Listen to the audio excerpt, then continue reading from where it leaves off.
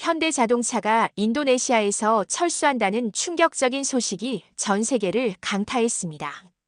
20년간 함께 성장해온 파트너십이 하루아침에 무너진다는 것이었죠. 언론들은 일제히 보도했습니다. 한국 기업의 냉혹한 철수, 수만 명의 실업대란, 무너지는 지역 경제. 하지만 정말 그게 전부였을까요? 한 기업이 어떻게 한 나라의 미래를 바꿀 수 있는지 그 믿기 힘든 이야기가 지금 시작됩니다. 저는 올리버 블레이크, 영국 BBC에서 20년째 경제기자로 일하는 41살의 남자입니다. 그날 밤 런던 뉴스룸의 형광등 불빛이 유독 차가웠습니다. 편집장 마고 스틸이 회의실 문을 박차고 들어오는 소리에 몸이 움츠러들었습니다. 그녀의 발걸음은 언제나 급했지만 그날은 더욱 날카로웠어요. 올리버, 큰 건 터졌어. 마고의 목소리가 회의실 전체를 압도했습니다. 현대자동차가 인도네시아에서 철수한다는 소식이야. 그녀가 던진 파일을 펼쳐보니 아직 확인되지 않은 정보들이 가득했습니다.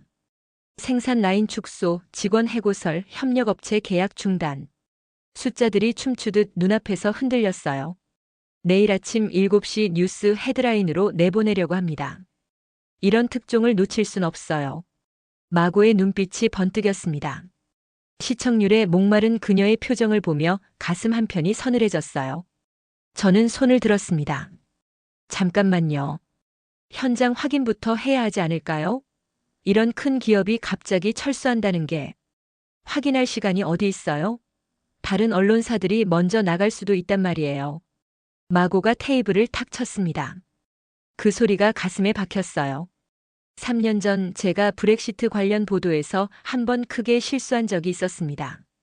확인되지 않은 정보를 너무 성급하게 내보냈다가 나중에 정정 보도를 해야 했거든요.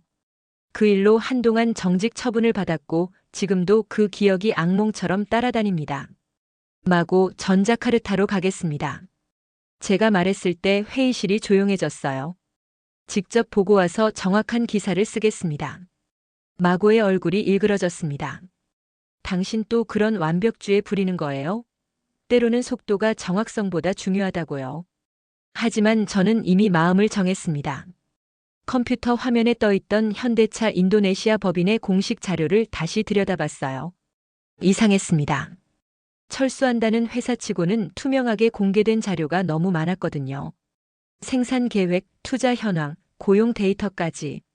보통 위기를 숨기려는 회사라면 이런 식으로 정보를 공개하지 않습니다. 뭔가 다른 이야기가 있을 것 같아요. 저는 혼잣말처럼 중얼거렸습니다. 그날 밤 집에 돌아가서도 잠이 오지 않았어요. 침실 창문 너머로 런던의 야경이 보였지만 제 머릿속은 온통 인도네시아 이야기로 가득했습니다. 3년 전 그 실수를 되풀이하고 싶지 않았어요. 이번에는 반드시 진실을 찾아내겠다고 다짐했습니다. 다음 날 새벽 히드로 공항으로 향하는 택시 안에서 마고의 문자가 왔습니다. 현대차 주가 이미 하락세. 이 기회 놓치지 마세요. 하지만 저는 핸드폰을 끄고 창밖을 바라봤어요. 구름 사이로 떠오르는 해가 마치 새로운 시작을 알리는 것 같았습니다. 그때는 몰랐습니다. 제가 인도네시아에서 목격하게 될 것이 단순한 기업 철수가 아니라 완전히 다른 차원의 이야기라는 걸 말이에요. 자카르타 수카르노하타 국제공항에 발을 디딘 순간 열대의 습한 공기가 얼굴을 감쌌습니다. 런던의 차가운 바람과는 완전히 다른 세상이었어요. 하지만 공항 밖으로 나서자마자 마주친 광경은 제 예상을 뛰어넘었습니다. 현대 떠나라. 일자리 도둑들. 피켓을 든 시위대가 공항 진입로를 가득 메우고 있었어요. 그들의 외침이 귀를 찔렀습니다. 택시 기사는 한숨을 쉬며 우회로로 향했죠. 매일 이래요. 현대차 때문에 온 도시가 시끄럽다니까요. 호텔에 짐을 풀고 첫 취재를 시작했습니다. 현대차 공장 앞에는 더 많은 시위대가 몰려 있었어요. 그 중심에서 우렁찬 목소리로 연설하는 남자가 눈에 들어왔습니다. 저는 수칸토입니다. 이 공장 노조위원장이에요. 그가 저를 보며 다가왔습니다. 40대 후반쯤 되어 보이는 그의 얼굴에는 분노가 가득했어요. 당신 기자죠? 잘 됐네요. 세상에 알려야 할 이야기가 많거든요. 수칸토의 말이 쏟아져 나왔습니다. 현대는 우리를 배신했어요. 20해 동안 이 땅에서 돈을 벌어갔으면서 이제 와서 공장을 축소한다고요? 3천 명이 일자리를 잃게 됐습니다. 하지만 뭔가 이상했어요. 그의 말과는 달리 공장 너머로 보이는 풍경이 폐쇄를 앞둔 곳 같지 않았거든요. 크레인들이 여전히 움직이고 있었고 새로운 건물 공사도 한창이었습니다. 저기 공사는 뭔가요? 제가 물었습니다. 숙간토의 표정이 순간 굳었어요. 그건 그냥 마무리 작업일 뿐이에요.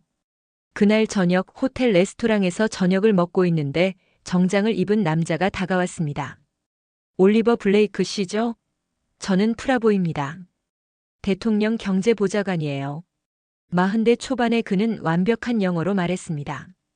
현대차 문제로 고생이 많으시죠? 사실 저희 정부도 당황스러운 상황이에요. 어떤 면에서요? 제가 물었습니다. 현대가 갑자기 철수를 결정했거든요. 아무런 사전 협의도 없이요. 프라보의 목소리에는 아쉬움이 묻어났습니다. 이런 식으로 고용을 파괴하는 다국적 기업들. 정말 문제가 많아요. 하지만 그의 말을 들으면서도 뭔가 석연치 않았습니다.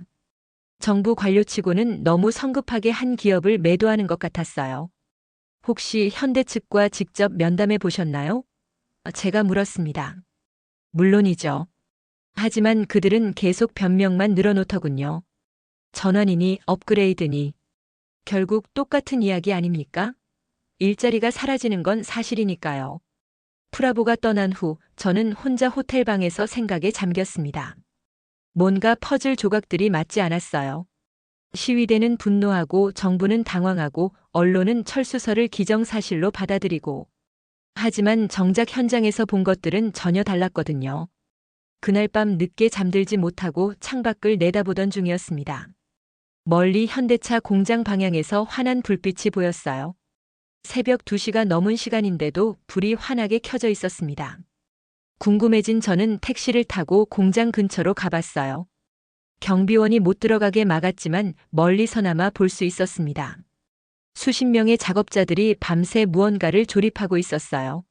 뭘 하고 있는 거죠? 경비원에게 물었습니다. 새로운 라인 시험 가동이요. 전기차 시제품을 만드는 거예요.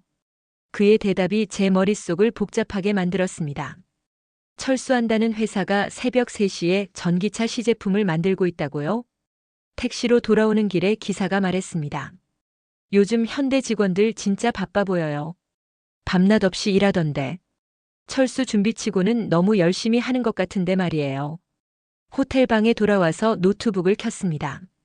런던에서 보내온 자료들을 다시 살펴보니 놓친 부분들이 보이기 시작했어요.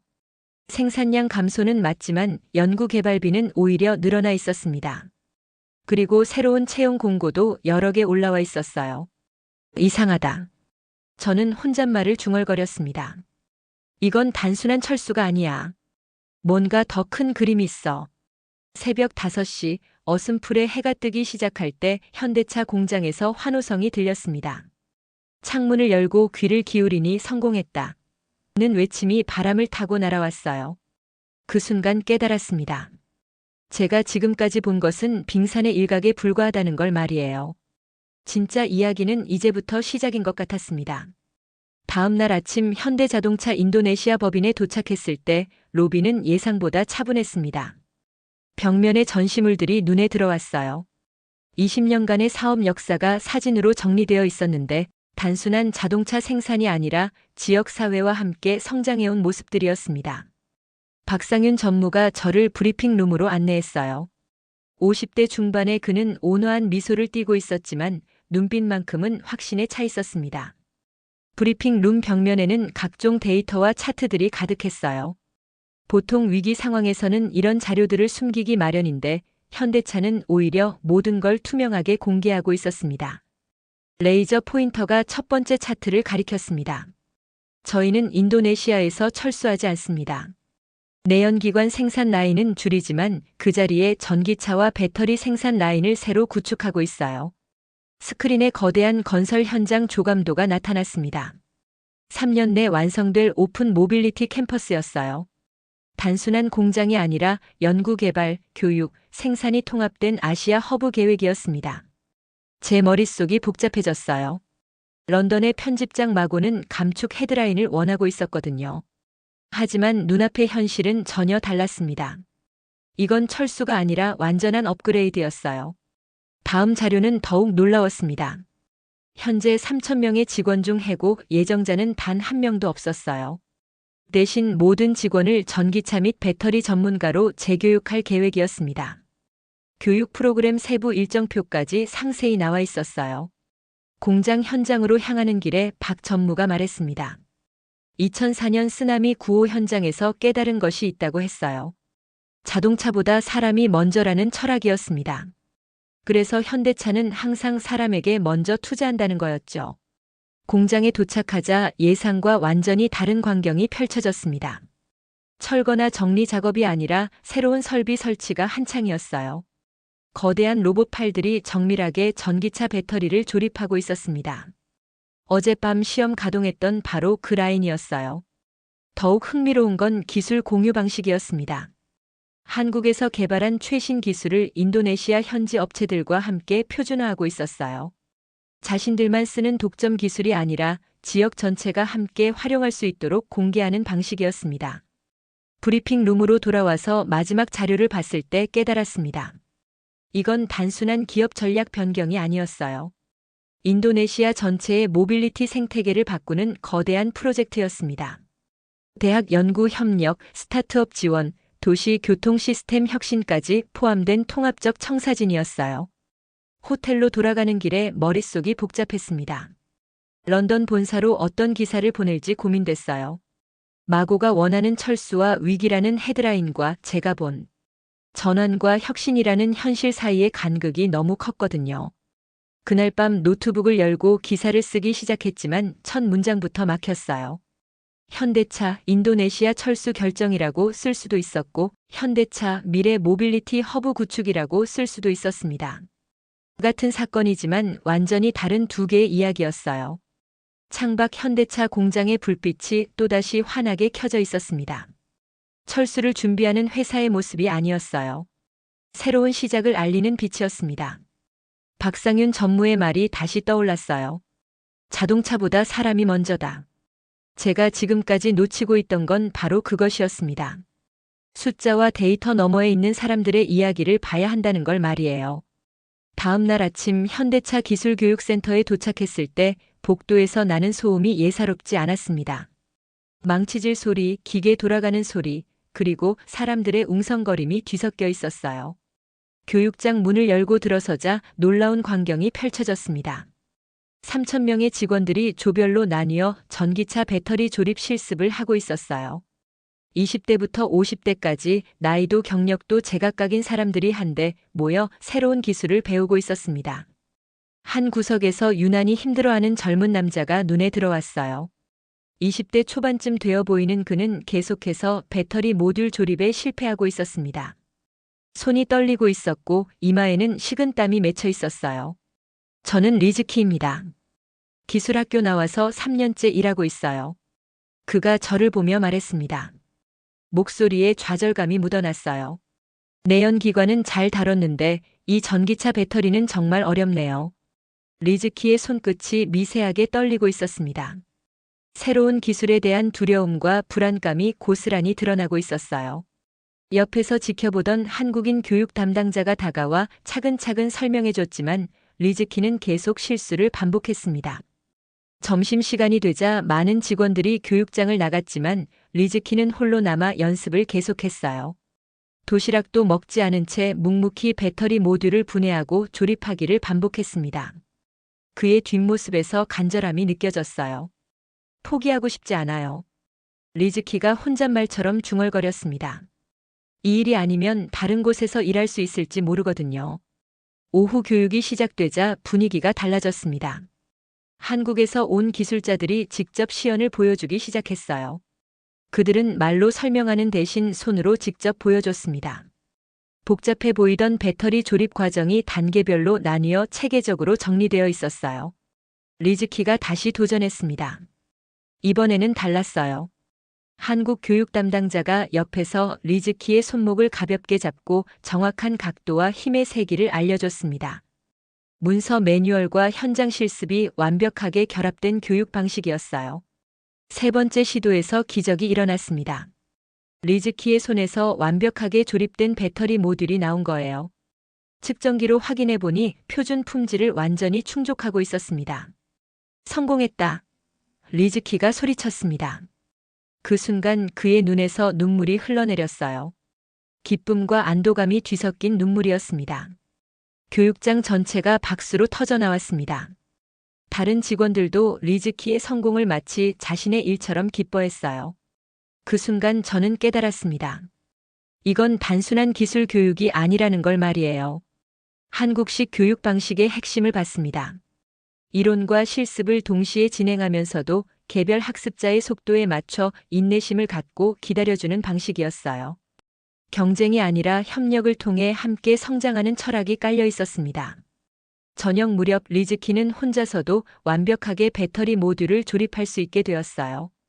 그의 손놀림이 아침과는 완전히 달라져 있었습니다. 자신감이 넘쳤고 다른 동료들을 도와주기까지 했어요.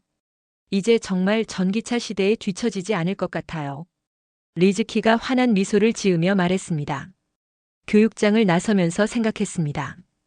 현대차가 인도네시아에서 하고 있는 건 단순히 공장을 바꾸는 게 아니었어요. 사람을 바꾸고 미래를 바꾸고 있었습니다. 리즈키 같은 청년들이 새로운 시대의 기술자로 거듭날 수 있도록 진짜 기회를 제공하고 있었어요. 그날 밤 호텔에서 기사를 쓰면서 리즈키의 눈물이 계속 떠올랐습니다. 그 눈물 속에 현대차 전환의 진짜 의미가 담겨 있었어요. 이건 단순한 비용 절감이나 구조 조정이 아니었습니다. 사람에 대한 투자였고 미래에 대한 약속이었어요. 다음 날 오전 인도네시아 통계청 건물에 도착했을 때 예상과 달리 분주한 분위기였습니다. 평소 한산할 것 같던 정부 기관이 마치 뉴스룸처럼 바쁘게 돌아가고 있었어요. 직원들이 컴퓨터 앞에서 각종 데이터를 분석하고 있었습니다. 담당자가 저를 회의실로 안내했어요.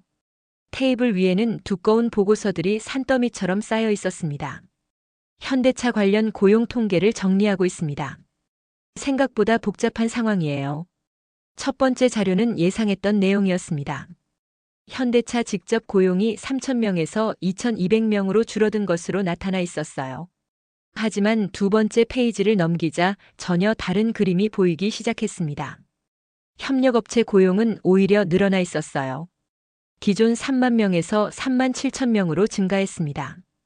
더 놀라운 건 새로운 업종의 등장이었어요. 전기차 관련 스타트업이 지난 6개월 동안 217개나 생겨났고 이들이 창출한 일자리는 12,000개에 달했습니다.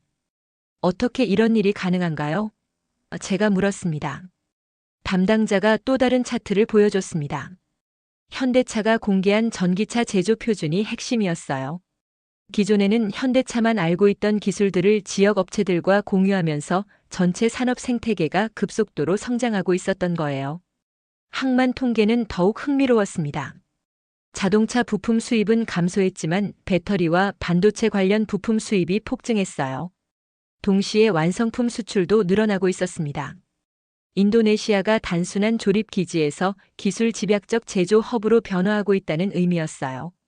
통계청을 나와 직접 항만으로 향했습니다. 탄중 프리옥 항구는 동남아시아 최대 규모 중 하나였는데 실제로 보니 데이터로만 봤던 변화가 생생하게 느껴졌어요. 거대한 컨테이너 크레인들이 쉴 새 없이 움직이고 있었습니다. 하지만 예전과 달리 자동화 시스템이 도입되어 있었어요. 한국에서 개발된 MES와 현지 물류 시스템이 실시간으로 연동되고 있었습니다. 항만 관계자의 설명에 따르면 부품 결품률이 거의 제로에 가까워졌다고 했어요. 과거에는 부품 하나 때문에 전체 생산 라인이 멈추는 경우가 빈번했는데 이제는 그런 일이 거의 없다는 거였습니다. 이 시스템 덕분에 다른 제조업체들도 혜택을 보고 있어요. 관계자가 설명했습니다. 현대차만을 위한 시스템이 아니라 전체 항만의 효율성을 높이는 방향으로 설계되었다는 얘기였어요. 오후에는 자카르타 시내 스타트업 단지를 방문했습니다. 불과 1년 전만 해도 한산했던 이곳이 지금은 활기로 넘쳐났어요. 젊은 창업자들이 전기차 관련 앱 개발, 배터리 관리 솔루션, 자율주행 보조 시스템 등 다양한 사업을 벌이고 있었습니다. 한 스타트업 대표는 현대차가 공개한 기술 표준 덕분에 사업을 시작할 수 있었다고 말했어요. 예전에는 큰 기업들만 접근할 수 있던 기술인데 이제는 우리 같은 작은 회사도 활용할 수 있게 되었습니다. 저녁에 호텔로 돌아와 하루 종일 수집한 데이터들을 정리했습니다. 표면적으로는 고용 감소로 보였지만 실제로는 산업 구조 전체가 고도화되고 있었어요. 단순 조립 일자리는 줄었지만 기술 집약적 일자리는 대폭 늘어났습니다. 가장 놀라운 건 도시 전체의 변화였어요. 교통 체증이 줄어들고 대기 오염 수치도 개선되고 있었습니다. 현대차의 전기차 시범 운행과 대중교통 전기화 프로젝트가 시작된 이후의 변화였어요. 런던으로 보낼 기사의 방향이 완전히 바뀌었습니다. 처음에는 실업 쇼크에 초점을 맞추려 했는데 이제는 산업 전환의 관점에서 써야겠다는 생각이 들었어요. 하지만 마고 편집장의 반응이 걱정됐습니다. 그녀는 여전히 자극적인 헤드라인을 원할 테니까요. 복잡한 산업 전환 이야기보다는 단순한 위기 상황이 시청률에는 더 유리하거든요. 그날 밤 창밖을 내다보니 자카르타의 야경이 예전과 달라 보였습니다. 더 밝고 더 역동적이었어요. 숫자로만 봤던 변화가 이렇게 도시 전체의 모습으로 나타나고 있다는 게 신기했습니다. 제가 목격하고 있는 건 단순한 기업 구조 조정이 아니었어요. 한 도시, 한 국가의 미래를 바꾸는 거대한 실험이었습니다. 런던 시간으로 오후 2시 제 휴대폰이 요란하게 울렸습니다. 마고 편집장이었어요. 화상통화 화면 속 그녀의 표정은 예상대로 시험해 보이고 있었습니다. 올리버, 당신이 보낸 중간 보고서를 봤는데 이게 뭔가요? 철수 특집을 만들자고 했더니 전환 이야기를 쓰고 있네요. 마고의 목소리에 짜증이 섞여 있었어요. 배경으로 런던 뉴스룸의 분주한 소음이 들렸습니다. 다른 기자들이 오가며 일하는 소리, 전화 벨 소리, 키보드 타자 소리. 익숙한 소음들이었지만 지금은 왠지 낯설게 느껴졌어요. 현장에서 본 것은 다릅니다, 마고. 이건 철수가 아니라 산업 업그레이드예요. 실제 데이터를 보면. 데이터는 관심 없어요. 마고가 목소리를 높였습니다. 시청자들이 원하는 건 명확한 스토리라고요. 대기업이 약소국을 버리고 떠난다는 이야기 말이에요. 화면 너머로 뉴스룸 벽면의 시청률 차트가 보였어요. 지난주 BBC 경제 뉴스 시청률이 하락세를 보이고 있었습니다. 마고가 초조해하는 이유를 알 수 있었어요. 내일까지 철수 특집 완성본을 보내세요. 헤드라인은 이미 정해졌어요. 현대차 인도네시아 철수, 아시아 제조업의 위기 이렇게요. 통화가 끝난 후 호텔방에서 한동안 멍하니 앉아 있었습니다. 지난 사흘간 제가 본 것들이 주마등처럼 스쳐갔어요. 리즈키의 눈물, 항만의 자동화 시스템, 스타트업 단지의 활기. 이 모든 것이 철수 특집이라는 틀에 맞춰져야 한다는 게 답답했습니다. 다시 현대차 공장으로 향했습니다. 어제와 달리 특별한 행사가 열리고 있었어요. 7일 만에 완성된 전기차 미니버스 시제품 시승 행사였습니다. 현지 정부 관계자들과 언론진, 그리고 시민들이 모여들고 있었습니다. 박상윤 전무가 저를 보고 반갑게 인사했어요. 올리버 씨, 좋은 타이밍에 오셨네요. 오늘 아주 특별한 걸 보여드릴 수 있을 것 같아요. 시제품 미니버스가 공개되자 현장이 술렁였습니다. 세련된 디자인의 완전 전기 구동, 그리고 무엇보다 놀라운 건 성능이었어요. 유럽 안전 기준을 넘어서는 충돌 테스트 결과와 배터리 효율성을 자랑했습니다. 더 중요한 건 이 차량이 완전히 현지에서 생산될 예정이라는 점이었어요. 부품의 80%가 인도네시아 협력업체에서 만들어지고 조립부터 품질 검사까지 모든 과정이 현지에서 이루어집니다. 시승을 마치고 나서 느꼈습니다. 이건 그냥 좋은 차가 아니었어요. 한국의 기술력과 인도네시아의 제조 역량이 결합된 결과물이었습니다. 협력의 완벽한 사례였죠. 그날 저녁 호텔방에서 노트북을 켜고 마고가 요구한 기사를 쓰려고 했습니다. 하지만 키보드에 손을 올려놓고도 한 글자도 쓸 수 없었어요. 제목부터 막혔습니다. 현대차 인도네시아 철수라고 쓰는 순간 지난 사흘간 본 모든 것들이 거짓이 되는 것 같았거든요. 3년 전 브렉시트 보도 사건이 떠올랐습니다. 그때도 편집부의 압력에 못 이겨 충분히 확인하지 않은 정보를 내보냈었어요. 결국 정정 보도와 함께 정직 처분을 받았고 그 후유증으로 지금까지 고생하고 있습니다. 이번만은 다르게 하자. 저는 혼잣말을 중얼거렸습니다. 새로운 기사를 쓰기 시작했어요. 제목은 현대차 인도네시아 전환, 아시아 제조업의 미래였습니다. 철수가 아닌 전환이라는 점을 명확히 했고 위기가 아닌 기회라는 관점에서 접근했습니다. 기사를 완성하고 런던으로 전송하기 전에 마지막으로 확인했습니다. 팩트 체크를 3번이나 반복했고 모든 수치와 인용구를 다시 검증했어요.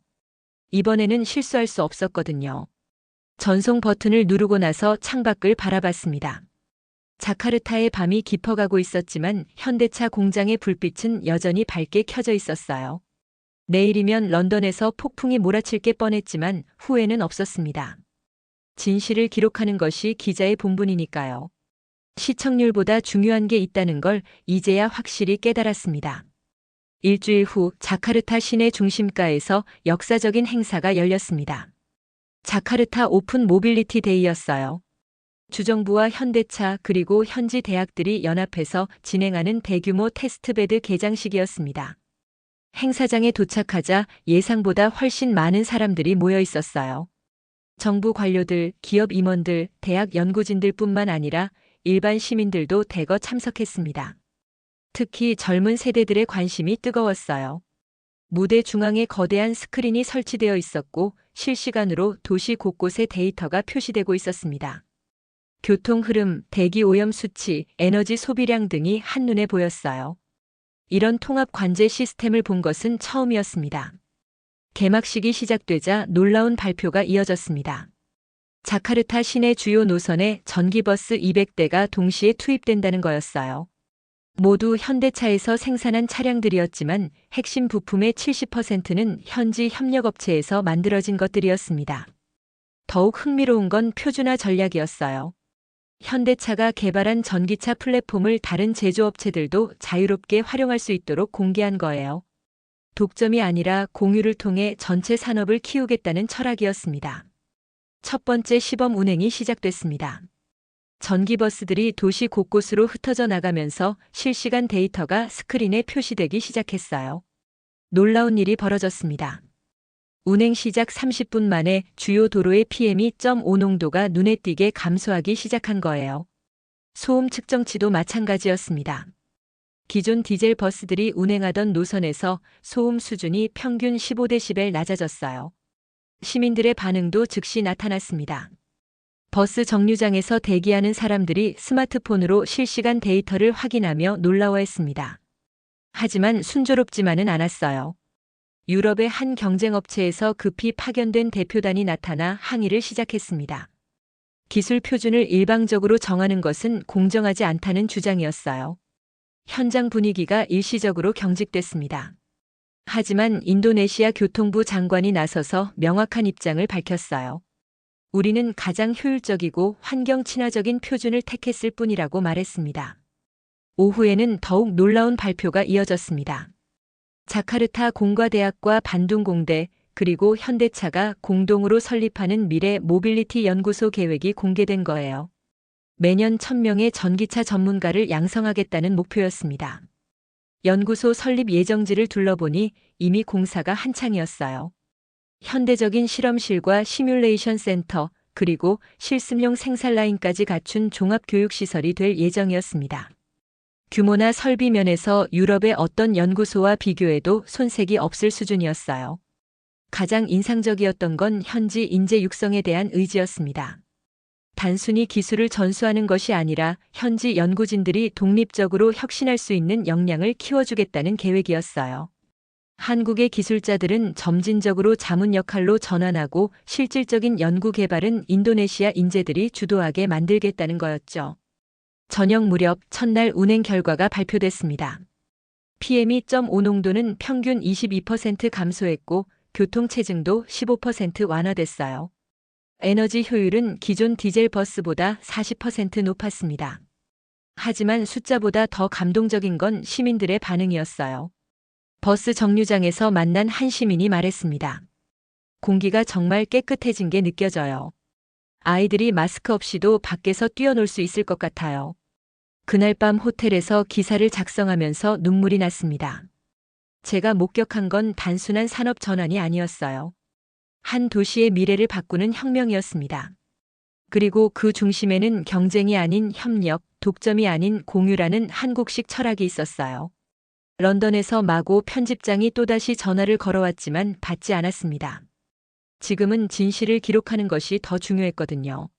석 달 후 런던 BBC 스튜디오에 앉아 있는 제 모습을 상상조차 못했을 거예요. 에그짓이 아닌 피벗이라는 제목의 다큐멘터리가 방영을 앞두고 있었고, 저는 마지막 내레이션을 녹음하고 있었습니다. 저는 인도네시아에서 철수 이야기를 취재하러 갔습니다. 하지만 거기서 본 것은 완전히 달랐어요. 한 기업이 어떻게 한 나라의 미래를 바꿀 수 있는지를 목격했습니다. 다큐멘터리에는 리즈키가 눈물을 흘리며 배터리 조립에 성공하는 장면이 나왔어요. 시티 간호사가 현대차 병원에서 환자들을 돌보는 모습도 담겨 있었습니다. 그리고 자카르타 시내를 조용히 달리는 전기버스들의 모습까지. 방영 직후 시청자들의 반응이 폭발적이었습니다. BBC 온라인 게시판에는 수천 개의 댓글이 달렸어요. 이런 기업이 더 많았으면 좋겠다. 한국식 경영 철학이 정말 대단하다는 반응들이었습니다. 하지만 가장 기억에 남는 건 프라보 경제보좌관의 변화였어요. 처음 만났을 때는 현대차를 비판했던 그가 다큐멘터리 방영 후 공식 사과문을 발표했거든요. 성급한 판단이었다. 현대차는 인도네시아의 진정한 파트너라고 인정했습니다. 수칸토 노조 위원장의 변화는 더욱 극적이었어요. 그는 인터뷰에서 눈물을 흘리며 말했습니다. 현대가 20년간 우리 마을에 병원과 학교를 세워줬는데 저는 그걸 잊고 있었어요. 정말 부끄럽습니다. 가장 놀라운 소식은 석 달 후에 들었습니다. 리즈키가 현대차 기술교육센터의 강사로 발탁되었다는 거였어요. 그는 이제 후배들을 가르치며 인도네시아 전기차 산업의 핵심 인재로 성장하고 있었습니다. 런던으로 돌아온 후 마고 편집장과의 관계는 예상대로 어색해졌어요. 하지만 시청률과 반응이 워낙 좋아서 그녀도 더 이상 뭐라고 하지 못했습니다. 오히려 다른 기자들이 저에게 조언을 구하기 시작했어요. 어떻게 그런 기사를 쓸 수 있었나요? 후배 기자가 물었습니다. 현장에 가서 직접 보는 것밖에 없어요. 그리고 사람들의 이야기를 들어주는 거죠. 숫자나 데이터도 중요하지만 결국 모든 건 사람에 관한 이야기니까요. 지금 돌이켜보면 인도네시아에서 본 것은 단순한 기업 전략이 아니었어요. 한국이 가진 특별한 철학을 목격한 거였습니다. 경쟁에서 이기는 것보다 함께 성장하는 것, 독점보다 공유를 택하는 것, 그리고 무엇보다 사람을 먼저 생각하는 것. 박상윤 전무에게서 받은 마지막 메시지가 생각납니다. 오늘도 현장에서 답을 찾고 있습니다. 사람이 먼저라는 원칙만은 변하지 않을 거예요. 한국은 공장을 지은 것이 아니었어요. 사람을 키우고 표준을 심고 미래를 함께 만들어갔습니다. 그것이 제가 인도네시아에서 배운 진짜 한국의 모습이었어요. 지금도 가끔 자카르타의 전기버스들이 조용히 달리는 영상을 봅니다. 그 속에서 리즈키의 웃음소리가, 시티 간호사의 따뜻한 손길이, 그리고 박상윤 전무의 신념 어린 목소리가 들리는 것 같아요. 여러분은 언제 한국이 따뜻하다고 느끼셨나요? 이 이야기가 마음에 닿으셨다면 구독과 좋아요 부탁드립니다. 진실은 결국 사람의 마음을 움직이는 법이니까요.